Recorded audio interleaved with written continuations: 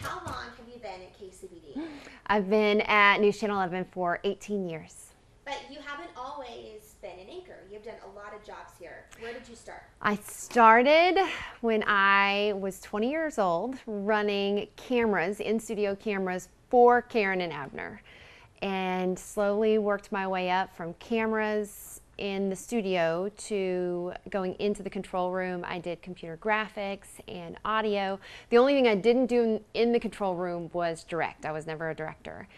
And then moved into the news department, editing videos. I was a reporter and then an anchor. So you've done almost everything. So I've done a lot. I've never been a photographer, and I have set up a live shot, but just one. And you went to South Plains, and then you went to Tech? Yep, started at South Plains College, and I wanted to be an orthodontist, and that didn't happen. There was a whole lot of math and science that I said, never mind. But I loved writing, and that was where my passion was actually storytelling. I loved to write. And I went to a trip to New York, and I got to see the behind the scenes of the Today Show, and I thought, I want to be a part of that. I want to be a part of that experience. I had no interest in being on air. My interest was making all of the craziness happen, because we got to see all of the cameras and producers running and everyone yelling the stuff that happens behind the scenes. And then the anchor's job looked kind of easy, and I wanted the crazy. And so I came back and I told my parents, I'm changing my degree plan and I'm going to do broadcast journalism. So for seniors who are, about to graduate and they're like, I don't know what I want to major in. I mean, should they be in freak out mode right now? Absolutely not. No. I mean, I think that you get an opportunity when you go to college to figure out what you like. So many of my friends started out doing I have so many people who started out broadcast and ended up PR, advertising, and now they work in sales, or people who wanted to be in the medical field and now they're teachers, or vice versa. And so I think if you have kind of an idea of what your interests are, kind of plan your schedule that way when it comes to your classes, but you'll figure it out. And you started off in a different field, and then you changed your classes and you did something different, and look where you are today. And I love what I do, and I have friends who are dentists and orthodontists now, and I think I couldn't do it. I don't think I could look at teeth for the rest of my life, but I mean, the paycheck maybe, but the teeth I'm not really quite sure about. But you just find what you enjoy, and that'll change from the time you're 15, 18 to 28. So I think find what makes you not feel like you're working or not having to work, and you'll figure it out. But I will say, take every opportunity you possibly can to learn more and say yes. When someone gives you a challenge to try something new, or if someone gives you a challenge to work overtime or do something that seems a little out of your comfort zone when it comes to trying maybe the possibility of what you're going to be or what your job's going to be, say yes. Tell me where you graduated high school from. I graduated high school from Idalou, that small town just down the road. And I'm sure the Post Antelopes, they don't really like us maybe, but that's all right. And then where did you go to college? I went to college at West Texas A&M University up in Canyon, which is just south of Amarillo, so not too far away. But And did you major in broadcast journalism? I started out technically as a broadcast journalism major. I then switched my degree a little bit through to broadcast electronic media, that emphasis. So that gave me a chance to take more classes that were more hands-on as far as the camera goes, or kind of more behind the scenes work. But I still, on the other side, did a little bit of journalism work and writing stories and things like that. And you actually interned at KCBD while you were still at college. Was it for a summer? Yes, I think it was the summer of 2014. I came to intern here at KCBD for pretty much the whole summer, and every day I could, every hour I could, I was here to. That was the first time I really got behind the scenes here at KCBD and learned a little bit more about what went on behind the scenes and what went on in the newsroom, because I'd watched the station, growing up, and then it was cool to get that internship. So because you had this hands-on experience during your internship, did that kind of set you apart from your peers in college who hadn't done an internship in this field? Absolutely, and that was going to be my advice to these students is I took the opportunity to get an internship and to be a part of any hands-on experience I could outside of that internship, even just in college and in our classrooms, taking on every project that I could to get that experience and that real world experience in an internship, because that did set me apart from all the other candidates in a job interview, or even just getting a job on campus with our campus radio station. Because I had that experience outside of the classroom, it really set me apart, and it also gave me the opportunity to see, was this what I wanted to do? And of course I found out that yes, it was what I wanted to do. Great. Any other advice you want to offer to seniors about to step out on their own? I would just say, you know, this is kind of a scary time and there's a lot of unknown, but don't fret a lot, don't worry a lot, because you will get those opportunities to get your feet wet or experience something, and it may not be what you want to do, what you thought you wanted to do may not be that right fit, but you know, you'll get the opportunity and the ups and downs along the way. Karen McKay. And I'm Admiral Uresti. And how long have y'all been here at KCBD? We just celebrated KCBD's 65th anniversary. We've been together for 37 years, since 1980. Actually, it's 38 now. 38 years, yes. 38 years. The longest anchoring duo in the country. Can you believe that?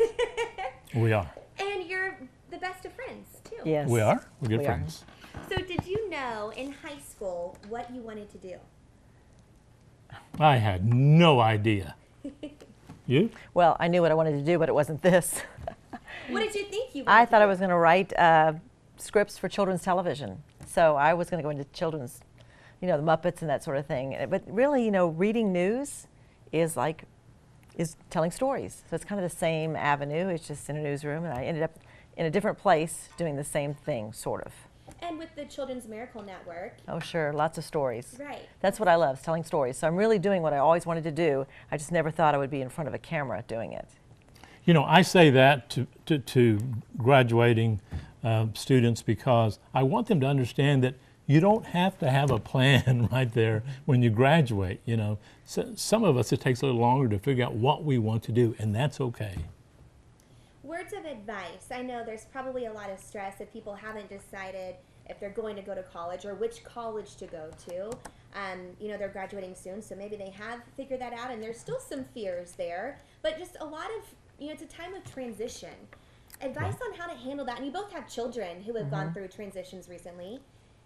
Advice on that. You know, school's scary, grades are scary, but really I think the most important grade that you can go into a newsroom is with an A in attitude, because really it's more important, I think, than what you've done in school. Sometimes it's more important, I would say most of the time, always more important even than the resume you bring in, because if your attitude is really good and people like working with you and you like learning, everything is up in your career. If it's not a good attitude, if you are lazy, slow to respond, you don't seem to enjoy what you're doing, then nobody wants to help you and you can't improve. So really we've seen, isn't it amazing, Abner, the people we've seen that came in with a great attitude, no experience, and they've really moved up in the business, and some that have come in with a lot of experience and a very poor attitude, and they just kind of fell to the wayside.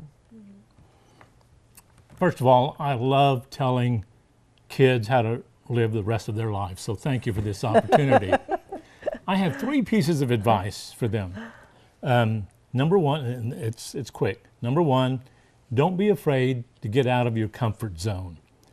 My whole career has been outside my comfort zone. As you probably know, I'm shy and I'm an introvert, but this job requires the opposite. It's okay, because that's what I wanted to do, and I've done that. Number 2, dream big. Don't be afraid to dream big.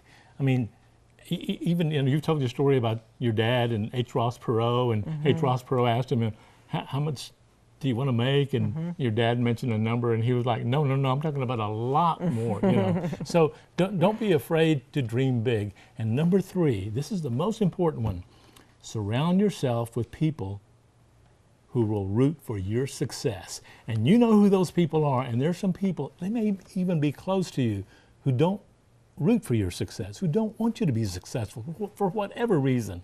Figure out which ones want you to be successful and surround yourself with them. You'll go far in life.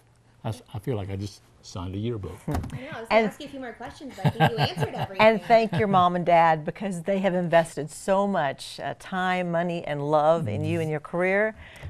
When you graduate, that's the best time of all to give them a hug and to say thank you. They're number one on the list of people I was talking about. Absolutely. They want you Mom to and be dad. successful, yes. Can you, one more thing, you know, I think in high school, and especially coming from kind of a, you know, a small town and everybody kind of runs together, maybe, you know, there may be some fears stepping out and doing something totally different than the rest of your peers and leaving a city you've been in your whole life. And I know that you have chosen to make Lubbock your home, but what do you say to people who are maybe not doing what everyone else is doing, and it's okay? You know about our business. When I got into TV, I thought this is my home, and my dream was to be able to have my whole career here. But I pretty much decided I wouldn't be able to do that because of our business. I thought I'd be here 2 or 3 years and I would move on. And I've been able to stay here. And I say to people, you know what? I don't apologize for being in Lubbock, Texas. I love it here, and I'm glad that I've been able to stay here throughout my career. So I'm a lucky man. I think that's a great testament to, you know, you can stay here, and just because maybe you're not going to university far away, you can stay here and be successful, or you can go to New York or whatever and be successful there, but there are different paths for everyone, and you have to do what's right for you.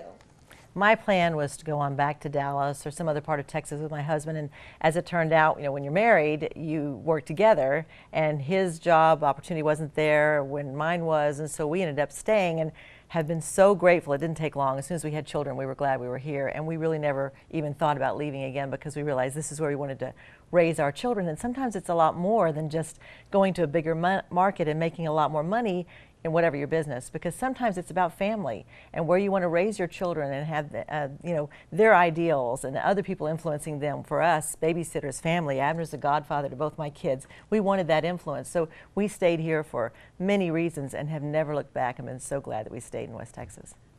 Anything else you think is important? We just want to say congratulations to the graduates, and we're pulling for you. That's right. Hug your mom and dad and say thank you.